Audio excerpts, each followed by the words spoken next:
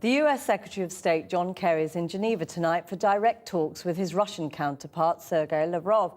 At stake, a plan to disarm Syria of its chemical arsenal and avert the prospect of US-led military strikes. Mr. Kerry spoke to reporters a short time ago. Only the credible threat of force and the intervention of President Putin and Russia based on that has brought the Assad regime to acknowledge for the first time that it even has chemical weapons and an arsenal, and that it is now prepared to relinquish it. Well, our international editor Lindsey Hilsum is also in Geneva. Lindsey. Jackie, I've just come out of that meeting where Mr. Lavrov and Mr. Kerry, representing the Russian and the American governments, have basically just set out their stalls.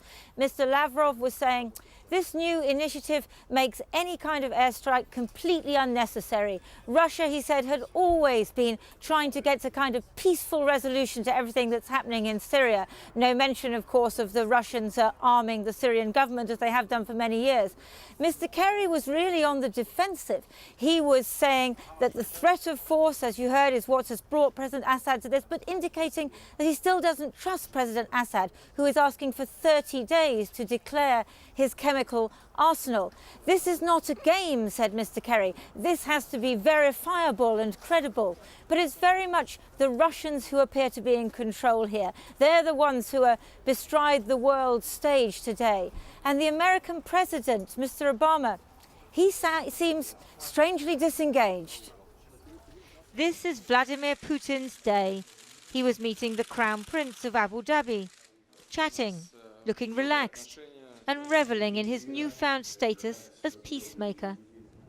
His article in the New York Times adopted a more in sorrow than in anger elder statesman tone. Syria is not witnessing a battle for democracy, but an armed conflict between government and opposition in a multi-religious country. He explained. It is alarming that military intervention in internal conflicts in foreign countries has become commonplace for the United States. Is it in America's long-term interest? I doubt it.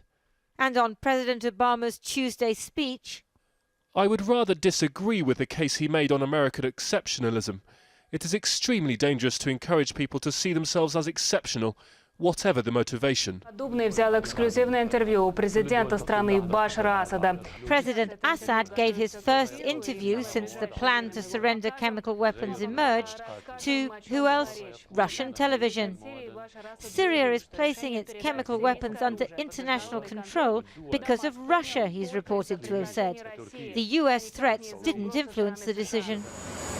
The US Secretary of State arriving in Geneva this afternoon begs to differ. President Assad never even admitted to having chemical weapons before the threat of US airstrikes. But Mr. Kerry has to accept that Russia, not America, is driving the agenda now. We agreed to discuss in Geneva the initiative, widely supported across the world, to place Syrian chemical weapon arsenals under international supervision, understanding that this would mean that military force would not be used against Syria. Last night, President Obama was back in his comfort zone, packing food parcels for the poor in a Washington suburb. Today, he said he was hopeful about the Geneva talks, but his mind is elsewhere.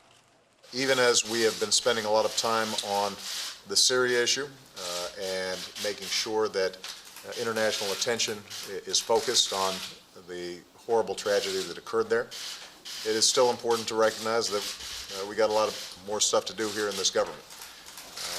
He met his cabinet to discuss Syria today, but the Russians are leading, and the American president seems happy to let them.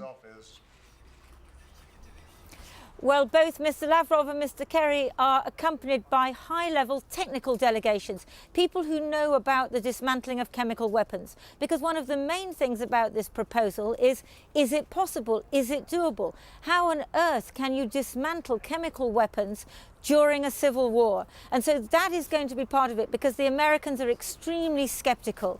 They think that probably this isn't possible, whereas the Russians, of course, would like to spin this out for as long as possible, discussing whether it is or isn't possible, in the hope that by the time they've got to the end of it, the momentum, the idea for airstrikes will have just faded away. Lindsey, thanks very much. And tomorrow night, we'll be revealing some of the horrors of life in Syria and a massacre which happened in Latakia province in May this year. إبراهيم محمد الشغري، جمال إسماعيل، علي جمال إسماعيل، خالد إبراهيم بياسي، أنور فؤاد جعفر. We speak to 3 eyewitnesses, including a 12-year-old girl, and piece together what happened when almost 200 people died in just 4 hours when Syrian troops and special forces stormed into the village, apparently bent on systematic killing.